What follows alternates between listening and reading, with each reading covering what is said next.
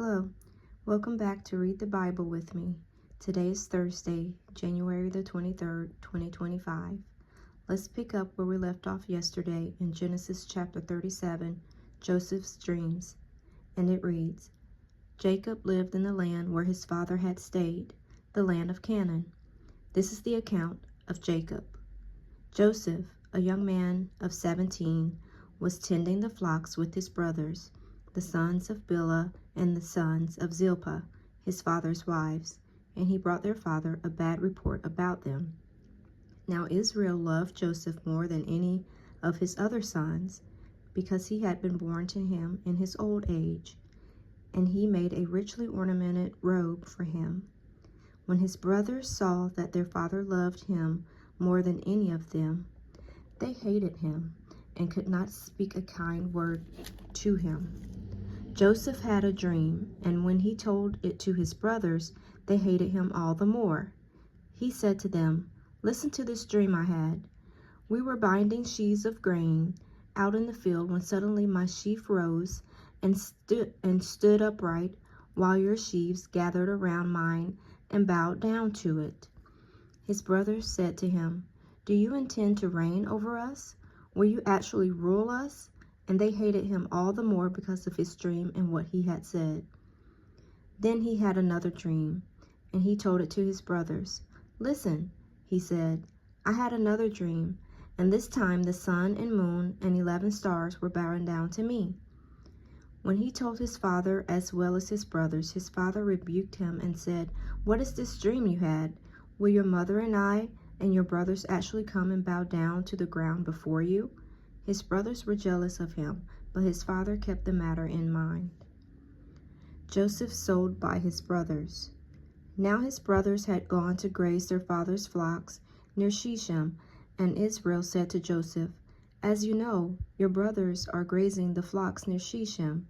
Come, I am going to send you to them." "Very well," he replied.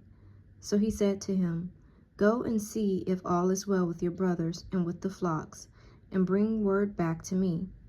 Then he sent him off from the valley of Hebron. When Joseph arrived at Shechem, a man found him wandering around in the fields and asked him, "What are you looking for?" He replied, "I'm looking for my brothers. Can you tell me where they are grazing their flocks?" "They have moved on from here," the man answered. "I heard them say, 'Let's go to Dothan.'" So Joseph went after his brothers and found them near Dothan. But they saw him in the distance, and before he reached him, they plotted to kill him. "Here comes that dreamer," they said to each other. "Come now, let's kill him and throw him into one of these cisterns and say that a ferocious animal devoured him. Then we'll see what comes of his dreams." When Reuben heard this, he tried to rescue him from their hands. "Let's not take his life," he said. "Don't shed any blood. Throw him into his cistern here in the desert, but don't lay a hand on him." Reuben said this to rescue him from them and take him back to his father. So when Joseph came to his brothers, they stripped him of his robe, the richly ornamented robe he was wearing, and they took him and threw him into the cistern. Now the cistern was empty. There was no water in it. As they sat down to eat their meal, they looked up and saw a caravan of Ishmaelites coming from Gilead. Their camels were loaded with spices, balm, and myrrh, and they were on their way to take them down to Egypt. Judah said to his brothers, "What will we gain if we kill our brother and cover up his blood? Come, let's sell him to the Ishmaelites and not lay our hands on him. After all, he is our brother, our own flesh and blood." His brothers agreed.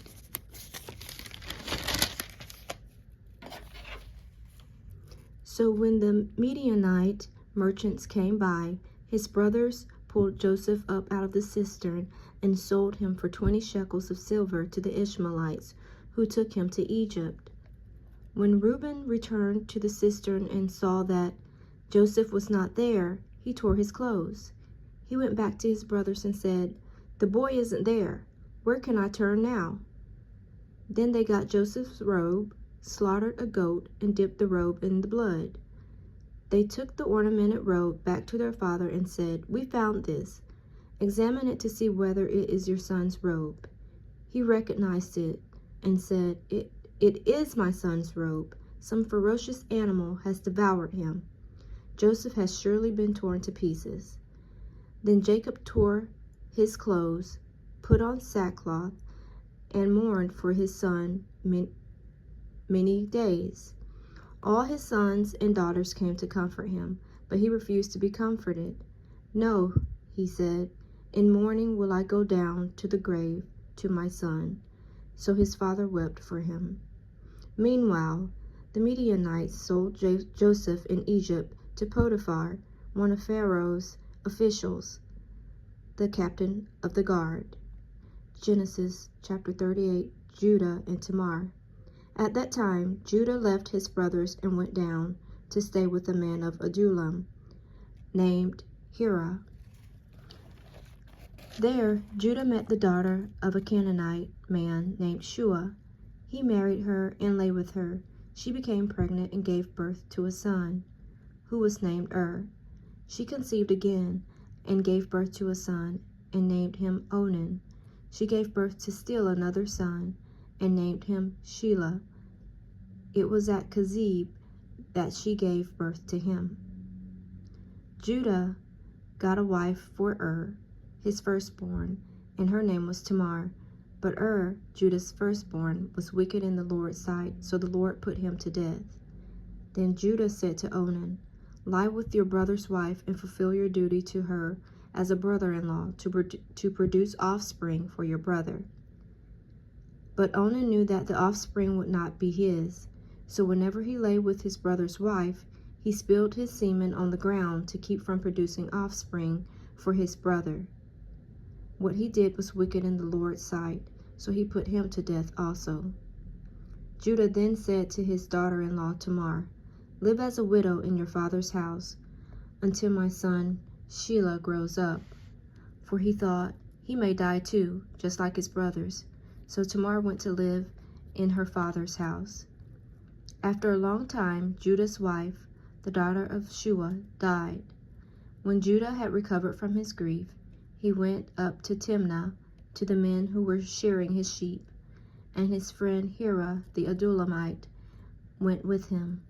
When Tamar was told, "Your father-in-law is on his way to Timnah to shear his sheep," she took off her widow's clothes, covered herself with a veil to disguise herself, and then sat down at the entrance to Enaim, which is on the road to Timnah. For she saw that, though Shelah had now grown up, she had not been given to him as his wife. When Judah saw her, he thought she was a prostitute, for she had covered her face. Not realizing that she was his daughter-in-law, he went over to her by the roadside and said, "Come now, let me sleep with you." "And what will you give me to sleep with you?" she asked. "I'll send you a young goat from my flock," he said. "Will you give me something as a pledge until you send it?" she asked. He said, "What pledge should I give you?" "Your seal and its cord, and the staff in your hand," she answered. So he gave them to her and slept with her, and she became pregnant by him. After she left, she took off her veil and put on her widow's clothes again. Meanwhile, Judah sent the young goat by his friend, the Adullamite, in order to get his pledge back from the woman, but he did not find her.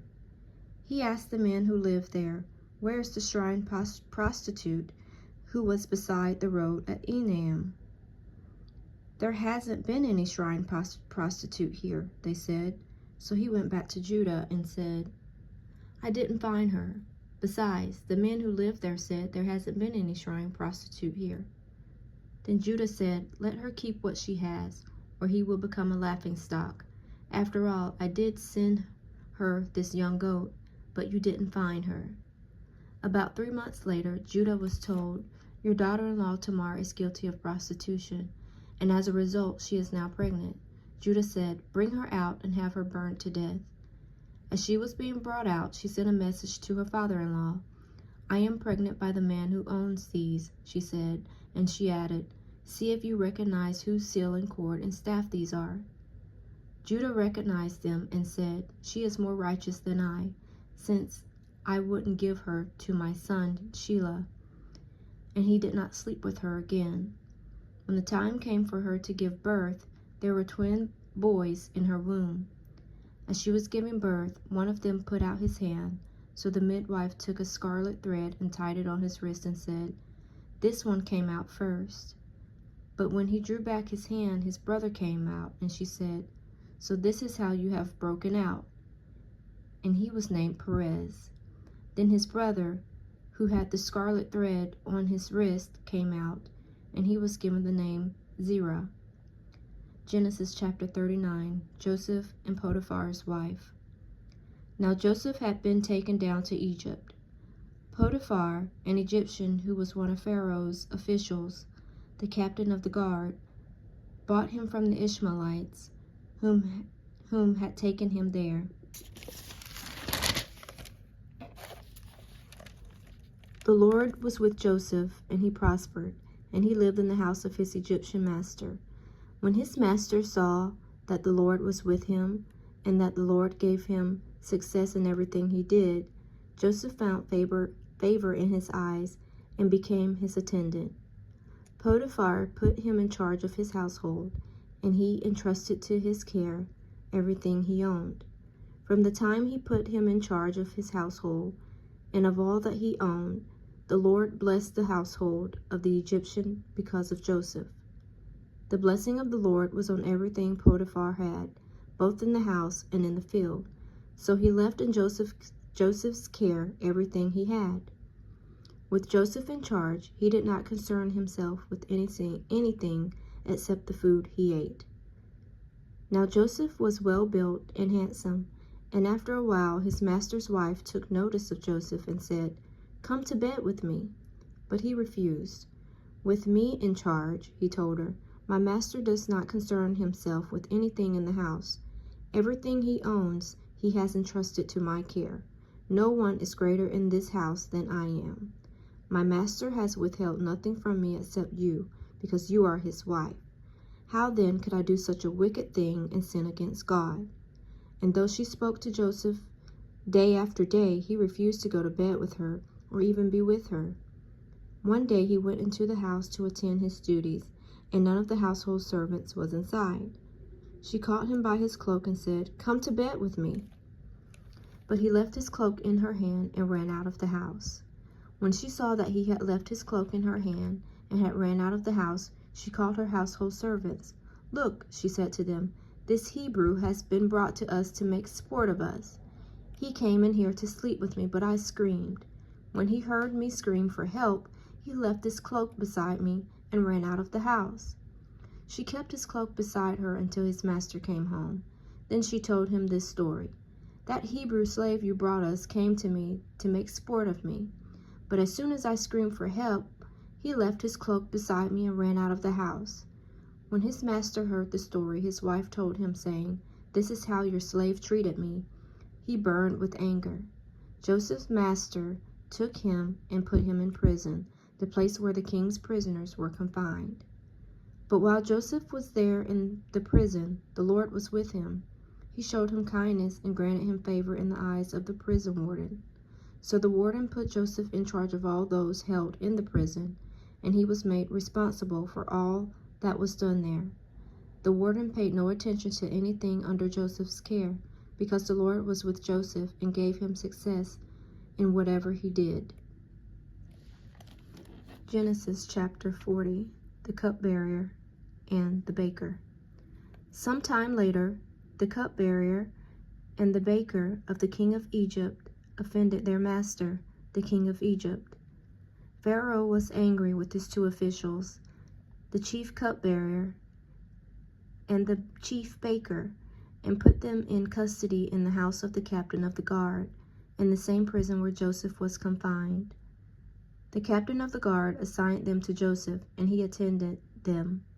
After they had been in custody for some time, each of the two men, the cupbearer and the baker of the king of Egypt, who were being held in prison, had a dream the same night, and each dream had a meaning of its own.